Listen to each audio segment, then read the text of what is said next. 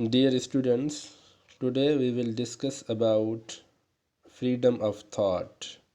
So let's start. Bismillahirrahmanirrahim. حریت فکر. تو ہمیں سب سے پہلے اس کا معنی اور مفہوم سمجھنا ہوگا.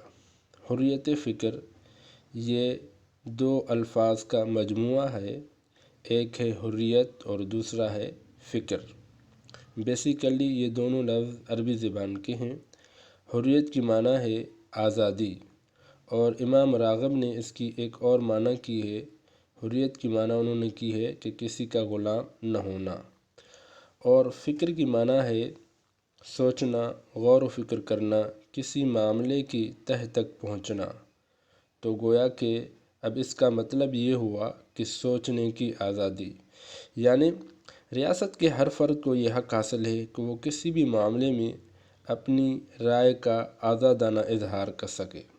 پھر وہ اظہار چاہے تقریری ہو، تحریری ہو یا کسی بھی اور ذرائع سے ہو. اب اظہار رائے، آزادی فکر. اب آزادی فکر کی اسلام میں کیا اہمیت ہے؟ آزادی فکر کی اسلام میں بہت بڑی اہمیت ہے. اس کا اندازہ آپ اس سے لگا سکتے ہیں کہ اسلام ظلم کے خلاف آواز بلند کرنے کو پسند کرتا ہے. اللہ تعالیٰ سورۃ النساء میں فرماتے ہیں لا يحب اللہ الجہر بالسوء الا من ظلم، کہ اللہ تعالیٰ برائی پر زبان کھولنا پسند نہیں کرتے سوائے اس کے کہ کسی پر ظلم ہوا ہو.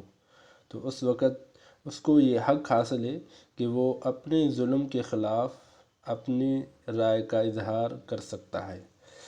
اسی طرح اسلام ہر آدمی کو یہ بنیادی حق دیتا ہے کہ اسلامی ریاست کے ہر فرد کو یہ حق حاصل ہے کہ وہ ہر معاملے میں اپنی رائے کا آزادانہ اظہار کر سکے، چاہے وہ معاملہ انفرادی ہو یا اجتماعی ہو. اسی طرح ہم دیکھتے ہیں کہ عقیدے کے بارے میں بھی اسلام ہمیں آزادی دیتا ہے. اللہ تعالیٰ سورۃ بقرہ میں فرماتے ہیں لا اکراہ فی الدین، دین میں کوئی جبر نہیں ہے، یعنی جبراً اسلام کسی کو اسلام قبول کرنے کا جبر نہیں کرتا. ہر آدمی کو اسلام یہ حق حاصل دیتا ہے کہ وہ چاہے تو خوشی اسلام کو قبول کرے، چاہے تو اسلام نہ قبول کرے. یہ حق ہر آدمی کا اپنا حق ہے. وہ اسلام کو قبول کرنا چاہے تو کر سکتا ہے، اگر نہ کرنا چاہے تو اسلام بندوق کے یا تلوار کے زور پر اسے اسلام قبول نہیں کرواتا. اسی طرح ہم دیکھتے ہیں کہ اسلام ہمیں اس بات کی بھی اجازت دیتا ہے کہ آپ نے امر بالمعروف اور نہی عن المنکر کرنا ہے.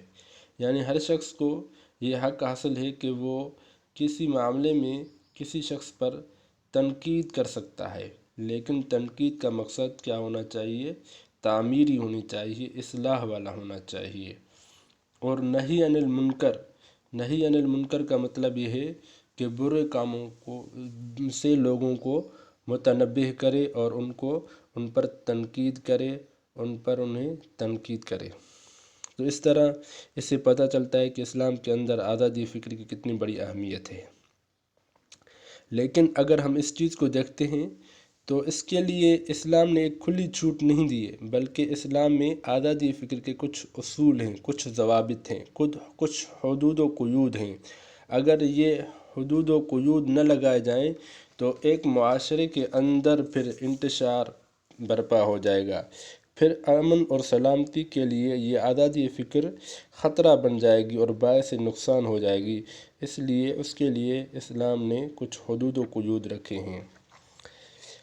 اب اس کے لیے کچھ اصول ہیں، وہ یہ ہیں کہ سب سے پہلے کسی بھی مذہب کے پیشوا اور عقائد کے خلاف اظہار رائے کو ناقابل قبول ہے.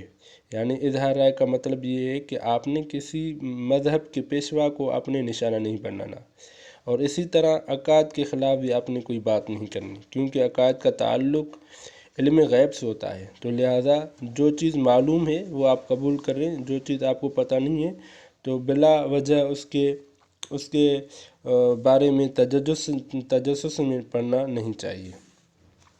اسی طرح آپ علیہ الصلوۃ والسلام کے شان میں کوئی بات قابل قبول نہیں ہوگی، قابل برداشت نہیں ہوگی. اسی طرح آزادی فکر کا مطلب یہ ہے کہ کسی کی دل آزاری نہ ہو، یعنی تنقید برائے تنقید نہ ہو بلکہ تنقید برائے تعمیر ہو۔ تو یہ کچھ اصول ہیں، ان اصولوں کو مد نظر رکھتے ہوئے اسلام آزادی فکر کی اجازت دیتا ہے۔ اب ہم اسلام میں آزادی فکر کی تاریخ کو دیکھتے ہیں کہ اسلام میں آزادی فکر کی کیا تاریخ ہے۔ تو سب سے پہلے ہم دیکھتے ہیں نبی کریم صلی اللہ علیہ وسلم کے رسالت کے دور کو دیکھتے ہیں، تو آپ علیہ السلام سے ہمیں جو باتیں ملتی ہیں وہ کیا ملتی ہیں۔ نبی کریم صلی اللہ علیہ وسلم نے صحابہ سے ریاست کے معاملات میں جا بجا مشاورت فرمائی ہے، تمام معاملات کے اندر آپ نے مشاورت سے کام لیا ہے۔ اسی طرح نبی کریم صلی اللہ علیہ وسلم بدر کے موقع پر حضرت خباب بن مضر سے مشورہ فرمایا اور خیموں کی جگہ کو تبدیل فرمایا ان کی رائے پر۔ اسی طرح جب بدر کے موقع پر کفار کی قیدیوں کا معاملہ آیا تو نبی کریم صلی اللہ علیہ وسلم نے صحابہ سے مشاورت فرمائی۔ اسی طرح احد کے موقع پر صحابہ کرام نے کھلے میدان میں کفار سے جنگ کرنے کا اظہار کیا، تو نبی کریم صلی اللہ علیہ وسلم نے ان کی رائے کے مطابق فیصلہ فرمایا، ان کی رائے کو اہمیت دی۔ اسی طرح خندق کے موقع پر ایک مشہور جنگ ہے خندق والی، تو اس موقع پر آپ علیہ السلام نے مشاورت فرمائی، تو حضرت سلمان فارسی رضی اللہ تعالیٰ عنہ نے مشورہ دیا کہ خندق کھودی جائے، ریاست کے دفاع کے لیے خندق کھودی جائے، تو آپ علیہ السلام نے ان کے اس رائے کو قبول فرمایا اور اس کے مطابق آپ نے خندق کھودنے کا حکم فرمایا۔ اسی طرح ہم دیکھتے ہیں آزادی فکر خلافت راشدہ کے دور میں، تو خلافت راشدہ کے دور میں بھی دیکھتے ہیں تو آزادی فکر کے ہمیں واقعات ملتے ہیں، کچھ نمونے ملتے ہیں، جیسے حضرت ابوبکر صدیق رضی اللہ تعالیٰ عنہ لوگوں سے مشاورت فرماتے تھے اور ضروری امور میں ان سے مشاورت لیتے تھے۔ اسی طرح حضرت عمر فاروق رضی اللہ تعالیٰ عنہ بھی ریاستی معاملات میں لوگوں سے مشاورت فرماتے اور ان سے رائے طلب کرتے تھے اور ان کے رائے کے مطابق فیصلے بھی فرماتے تھے، حتیٰ کہ حضرت عمر رضی اللہ تعالیٰ عنہ نے یہاں تک لوگوں کو عام آزادی دی ہوئی تھی کہ وہ ریاستی معاملات میں بھی اپنے رائے کا اظہار کھلے الفاظ میں اظہار کرتے تھے اور بڑے مجمع کے اندر اس کا اظہار کرتے تھے۔ اسی طرح ایک ان کا واقعہ مشہور ہے کہ ایک دفعہ کسی شخص نے ان سے یہ پوچھ لیا کہ آپ کے پاس یہ جو چادریں ہیں یہ کہاں سے آئیں گی، تو ہمیں خلافت راشدہ کے دور سے ہمیں معلوم ہوتا ہے کہ ان کے ہاں اظہار رائے کا یا آزادی فکر کی اہمیت تھی۔